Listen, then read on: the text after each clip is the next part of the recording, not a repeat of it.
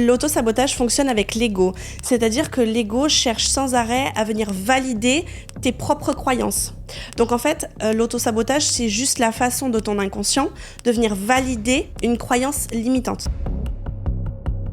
En fait, ce qui va déclencher le passage à l'action, c'est parce que imagine que tu es assis sur deux chaises. Aujourd'hui, tu es assis sur la chaise de ta situation actuelle.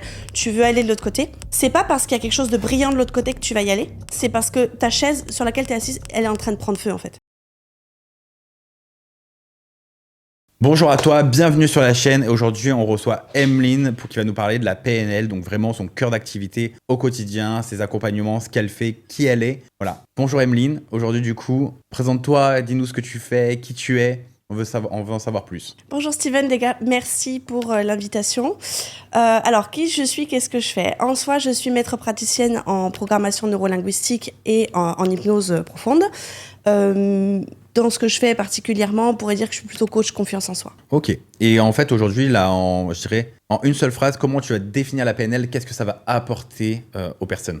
En fait, la PNL, ça va être un outil qui va nous permettre vraiment de plonger dans la carte du monde de l'autre, d'arriver à percevoir le monde et la réalité comment lui le perçoit, pour pouvoir communiquer avec lui de la meilleure façon possible, comprendre effectivement quels sont les filtres de sa réalité et l'aider vers un questionnement et un cheminement intérieur. Qu'est-ce qui t'a amené aujourd'hui à te lancer dans la PNL, le déclic dans ta vie pour te lancer là-dessus? Mes grossesses. En réalité, c'est mes grossesses. En fait, pendant des années, j'ai travaillé dans des magasins avec des horaires impossibles.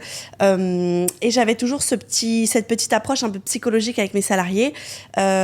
Pendant le premier confinement, il m'a fallu faire autre chose puisque mon entreprise fermait. Donc, je me suis orientée vers cette formation et je suis juste tombée amoureuse des outils. Et depuis, je ne cesse de les développer. Comment la PNL elle peut transformer vraiment notre façon de penser, d'agir? Est-ce que tu penses qu'il y a un réel impact pour un entrepreneur aujourd'hui? Oui, bien sûr. En fait, la PNL, elle te permet de changer de regard, de changer d'angle de vue sur ce que tu vis. Et comme je dis toujours à mes coachés, c'est pas les événements de la vie en fait qui viennent t'impacter, c'est la façon dont tu les perçois. Donc, bien évidemment que pour un entrepreneur aujourd'hui, travailler son mindset, c'est essentiel. Pour toi, c'est essentiel de travailler mindset parce que sinon les résultats sont pas au rendez-vous et qu'il y a beaucoup de blocages là-dessus. On peut le rencontrer avec des membres de l'accompagnement. C'est vraiment quelque chose que tu vois au quotidien. Oui, exactement. Et puis, en fait, ce que tu vis à l'extérieur n'est que le reflet de ce que tu vis à l'intérieur. Donc, bien évidemment que la première chose à travailler, ça va être l'intérieur, tes croyances limitantes et tes blocages. Est-ce qu'on dirait pas aussi on attire ce que l'on est? Ouais, complètement. Du coup, c'est vrai que si les personnes n'ont pas de résultats, généralement, c'est à cause de leur intérieur. Souvent, en premier, c'est un peu la plus grosse problématique. Ouais, exactement. Et aujourd'hui, on a beaucoup d'entrepreneurs qui vont aller chercher X, Y, stratégie marketing. Ils vont prendre 1 milliard d'accompagnements. On envoie, chez nous, parfois, on reçoit certains membres. Ils ont pris 3, 4, 5 autres accompagnements. Et en fait, ce qui leur manque réellement, c'est la clé intérieure. Est-ce qu'il y a un client, tu pourrais dire, que tu es passé d'un point A à un point B, nous raconter un peu son parcours rapidement sans rentrer dans les détails? Alors, sans rentrer dans les détails, oui, parce que bien sûr, on a toujours une posture déontologique. On fait aussi un petit peu de thérapie souvent. La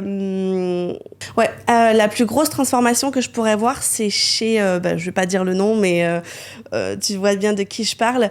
C'est un entrepreneur qui est arrivé chez nous avec une pression énorme, une pression de résultat énorme, qui vit dans une ville où justement tout est pression, tout est résultat, avec plein d'autres entrepreneurs. Et en fait, on est vraiment passé de quelqu'un en mauvaise organisation, en sabotage, en surmenage, à quelqu'un qui aujourd'hui a plus de clarté mentale pour prendre ses décisions, c'est prendre du recul, c'est se poser, et ça a aussi eu un énorme impact et sur son business et aussi sur sa famille. Et le point important qu'on parle souvent, c'est l'auto-sabotage. Comment on pourrait le définir? Parce que je pense qu'il y a beaucoup de personnes qui vont nous regarder qui sont dans cette situation-là. En fait, l'auto-sabotage fonctionne avec l'ego. C'est-à-dire que l'ego cherche sans arrêt à venir valider tes propres croyances. Donc en fait, l'auto-sabotage, c'est juste la façon de ton inconscient de venir valider une croyance limitante. Donc en fait, il va, comme le cerveau est comme un ordinateur, il va mettre en place tous les objectifs pour venir valider ta croyance, donc te saboter. On parle souvent de reprogrammation du cerveau. Est-ce que tout le monde pense comme ça? Est-ce qu'on peut vraiment y arriver? Qu'est-ce que c'est vraiment cette reprogrammation du cerveau qu'on peut souvent entendre? Alors, en fait, les PNListes sont un petit peu mal vus par tout ce qui est les psychologues qui ont fait des études, qui ont des diplômes reconnus par la médecine, etc. Parce qu'effectivement, nous, on n'est pas médecins, on est thérapeutes. Et la reprogrammation du cerveau, elle est réelle à partir du moment où tu vas venir changer un système interne. C'est-à-dire que ta façon de penser, c'est comme un algorithme. Elle a été définie par un déclencheur et une stratégie qui a été mise en place. Cette stratégie mise en place, elle a été mise pour une bonne raison, c'est-à-dire qu'à un moment donné dans ta vie, tu as vécu une expérience physique, émotionnelle, et là où ton cerveau s'est dit « Ok, cette stratégie-là que je vais employer, ça va être la solution à mon problème. » Donc, il garde la stratégie. Si on change de regard, si on cherche la source émotionnelle, et si on arrive à défaire le lien de l'expérience originelle, ce qui est un des exercices les plus impactants et les plus percutants en transformation aujourd'hui que je peux pratiquer, et ben on va venir changer tout le système. Et donc, si on change tout le système, on vient donc reprogrammer. Je dirais, quels sont les 2 problèmes les plus courants que tu rencontres chez les entrepreneurs? Les 2 problèmes qui, pour toi, tu vois le plus souvent et qui bloquent aujourd'hui leur développement? La manque de confiance en soi et le manque d'estime personnelle. Et est-ce que tu pourrais donner 2 clés aux gens qui nous regardent pour vraiment les aider sur ce point-là? Oui, bien sûr. En fait, l'estime de soi, l'estime personnelle, elle se base sur des piliers d'amour de soi et d'image de soi. Donc, ça veut dire, c'est comment je me perçois, quelle est l'image que j'ai de moi. Donc, bien évidemment, il va falloir mettre en place des choses pour changer l'image que j'ai de moi. Commencer, par exemple, je vous invite là à mettre la vidéo sur pause et à faire la liste des 20 choses que vous aimez chez vous. Juste ça. Et pour la confiance en soi, en fait, la confiance en soi, tout le monde en parle et tout le monde dit oui, il faut passer à l'action, Mais bien sûr, en fait, c'est la seule clé pour avoir confiance en toi, parce que la confiance en soi, c'est comme un muscle, elle se construit. Donc, en fait, il y a que en passant à l'action et en célébrant, en fait, les réussites que tu as, même les petites micro-réussites que tu as, que tu vas pouvoir te dire, ok, ça, je peux le faire. Ça, je peux le faire. Et j'ai vu qu'il n'y a pas longtemps, je crois que tu avais parlé d'ancrage. Je voudrais savoir comment tu fais cet ancrage en PNL et qu'est-ce que ça peut apporter également. On parle beaucoup d'outils, mais ça va vous aider vraiment dans votre quotidien d'entrepreneur. Donc, parle-nous d'ancrage, Emeline, sur la partie PNL. Alors, l'ancrage, c'est un moyen de programmation mentale pour venir déclencher à souhait, entre guillemets, une émotion.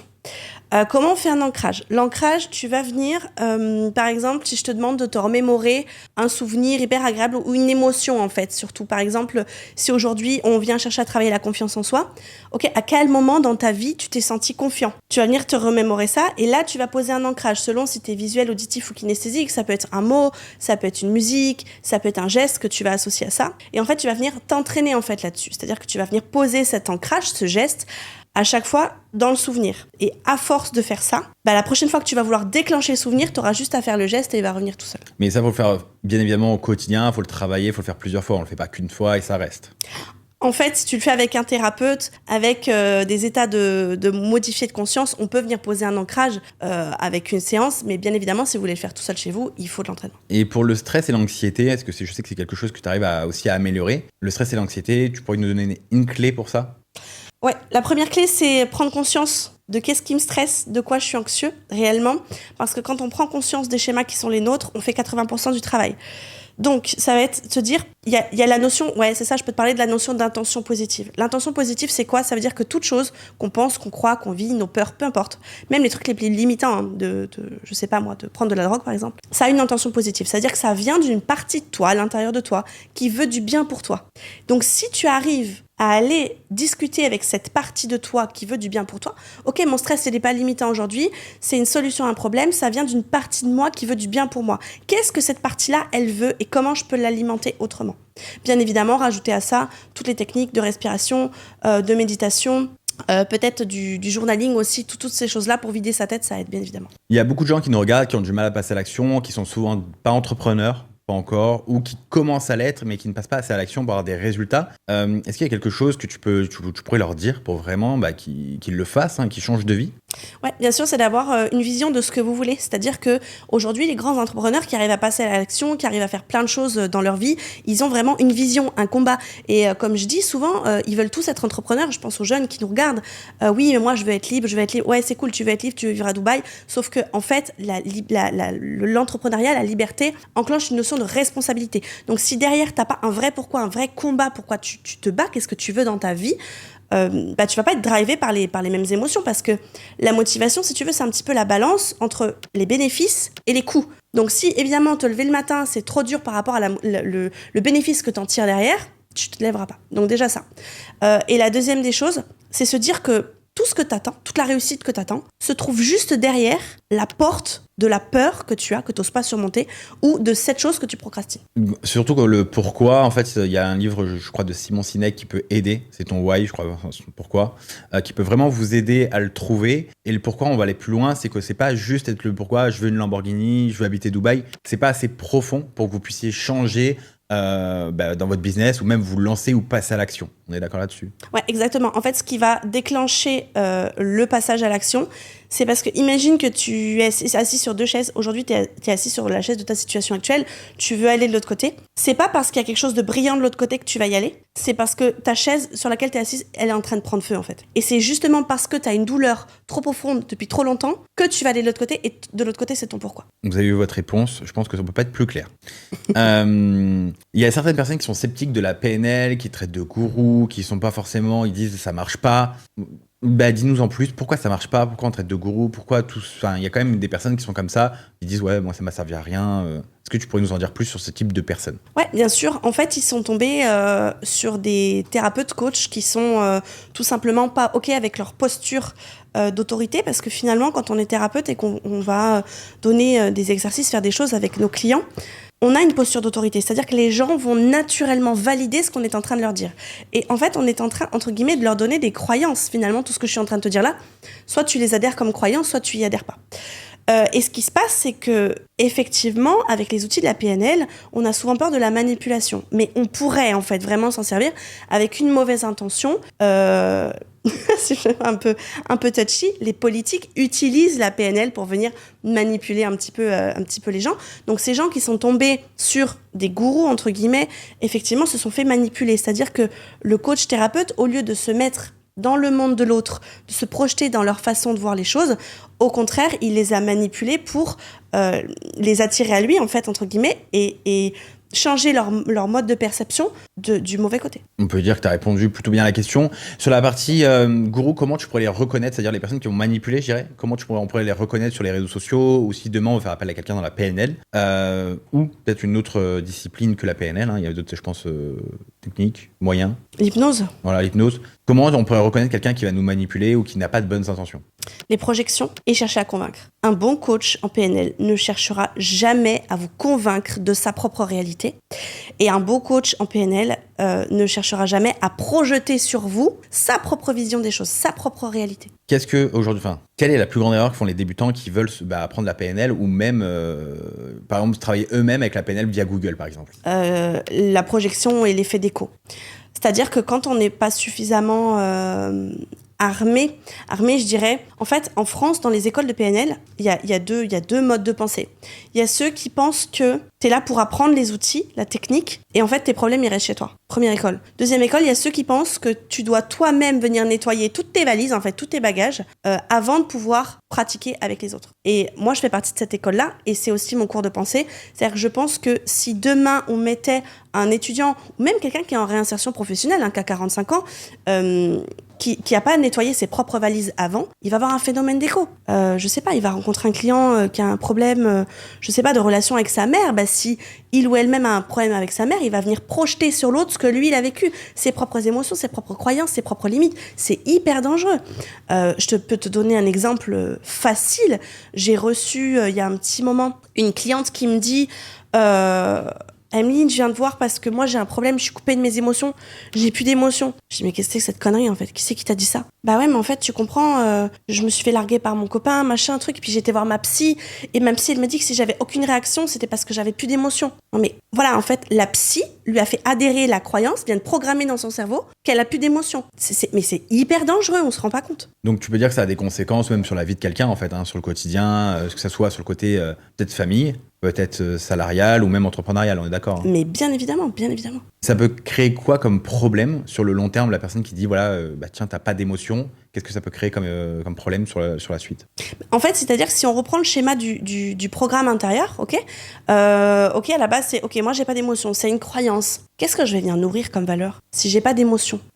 Sur le plan identitaire, si j'ai pas d'émotion, ça veut dire quoi? Je suis pas un humain, je vis pas, j'existe plus. Quel est le sens que je vais donner à ma vie derrière? On peut emmener des gens au burn-out, à la dépression, mais même voire pire. Si j'existe pas en fait, c'est catastrophique. Comment vois-tu l'évolution de la PNL dans les prochaines années? Faudrait demander à Tony Robbins. En vrai, non, je pense que ça va vraiment se venir de plus en plus dans nos pays d'Europe, en France, etc., voire même dans des formations managériales, dans des formations de vente. Aujourd'hui, c'est les neurosciences, hein, tout simplement. Et aujourd'hui, on sait qu'il y a beaucoup d'entrepreneurs qui vont chercher leur script de vente pour leurs appels de closing ou pour leur setting sur ces techniques-là. On peut dire que c'est un peu de la manipulation pour vendre quelque chose. Oui, mais pas de la manière mauvaise, pas de l'intention mauvaise. C'est-à-dire que quand tu conduis, tu manipules un volant. Et tu vois, tout de suite, tu as retiré le côté manipulation négative. C'est plutôt, je dirais que c'est plutôt suivre pour guider. Moi, clairement, je m'en sers pour vendre, je vais être très honnête avec toi. Mais en fait, ça va me permettre d'établir un rapport avec mon client vraiment authentique. Parce qu'aujourd'hui, tout le monde parle d'authenticité, mais ils savent pas ce que c'est. Là, je vais te parler d'authenticité inconsciente. C'est-à-dire qu'à partir du moment où tu vas déclencher ce qu'on appelle le processus des neurones miroirs, en fait. C'est l'inconscient de la personne qui va communiquer avec l'autre inconscient directement et les gens ne s'en rendent pas compte. Tu vas venir établir un rapport de confiance, un rapport de ressemblance authentique. Et là, tu vas, avec toute l'empathie que tu peux avoir, rentrer dans la carte du monde de l'autre pour chercher effectivement à lui vendre ce que tu as à lui vendre parce qu'il a un besoin, d'accord, parce que ça fait partie de ta cible, mais de la façon dont lui perçoit les choses. Aujourd'hui, si tu devais nous donner comment intégrer la PNL à notre vie, c'est-à-dire au quotidien, même quelque chose, un détail, ça serait quoi le seul truc à intégrer? La communication. La PNL, c'est de la communication. Ça va être déjà rien qu'essayer de repérer vos clés sensorielles. Comment tu communiques avec l'autre, quelles sont mes propres clés, quels sont mes propres modes de fonctionnement. Et mettez-vous un petit peu en retrait pendant une semaine, 15 jours, et juste observez autour de vous les schémas, la façon des gens de se comporter, quels sont les mots qu'ils emploient, etc., etc. C'est déjà pas mal. On a déjà parlé dans un live pour les membres de chez Rivia du triangle de Kaplan, que je sais que tu adores, sur la partie sauveur, bourreau, ouais. Et j'ai oublié le troisième. Sauveur, bourreau et victime. Voilà, et victime. Le pire que j'oublie. Est-ce que, je pense que beaucoup de gens vont se reconnaître là-dedans. Tu pourrais nous l'expliquer en 2 minutes, le triangle de Kaplan, pour que les personnes puissent peut-être changer en fait de case ou être un peu entre les trois? Parce que c'est ça un peu aussi, être un peu... Non, jamais, tu rentres pas dedans. Ok, on rentre pas dedans. J'ai rien dit. Donc, tu rentres pas dedans. Explique-nous alors. En fait, le triangle de Karpman, c'est simple. On appelle ça le triangle infernal. Et à chaque fois que tu es dans une relation avec quelqu'un, je parle pas de relation de couple, je parle de relation de communication, souvent t'es dedans. Et le but, je dirais pas qu'on peut pas en sortir, bien sûr qu'on peut en sortir, mais le but, c'est de ne pas y rentrer. D'où l'observation du schéma des autres. C'est quoi? Il y a 3 positions, victime, bourreau, sauveur. Clairement, le bourreau, lui, il a le cul entre les deux chaises. C'est-à-dire qu'il est en train de switcher entre la place de la victime et la place du sauveur. Faut pas rentrer dans le jugement, en fait, là-dedans. Pourquoi? Parce que intention positive, toujours pareil. Par exemple, tous nos clients, hein, désolé pour vous les gars, mais tous nos clients sont sur la place de la victime et attendent de nous qu'on soit leur sauveur. La baguette magique. On va avoir, nous, le truc qui va venir t'aider dans ton business. Mais non, mec, en fait, t'es pas une victime, on n'a pas de baguette magique. On a des outils, on va t'accompagner, on te donne la main, mais c'est à toi de faire le job. Donc la victime, elle veut pas faire, elle veut de l'attention, voilà, elle se victimise, tout bêtement. Mais en fait, ça ne l'aide pas. Et elle va reposer toutes ses responsabilités sur le sauveur. Donc quand on a quelqu'un qui vient se placer en tant que victime, il place automatiquement les 2 personnes d'en face, le sauveur et le bourreau. Donc souvent, le sauveur, c'est le coach, le thérapeute, peu importe qui est-ce qui l'accompagne, même dans le business, attention. Et le bourreau, ça va être toutes les excuses, il va venir se trouver de « c'est pas ma faute, c'est pas moi, oui mais tu sais c'est la faute de oh, j'ai pas eu le temps parce que machin ». Non mec, c'est pas que t'as pas eu le temps, c'est que tu n'as pas pris le temps, tu vois. Donc la première chose s'il vous plaît pour sortir, mais sortez de cette posture de victime, ça va pas vous aider. La première chose pour sortir de la posture de la victime, c'est de prendre conscience, sans jugement, sans culpabilité. Ok, là, je fais ma victime. Ok, c'est bon. Là, j'ai compris, j'accepte, je fais ma victime.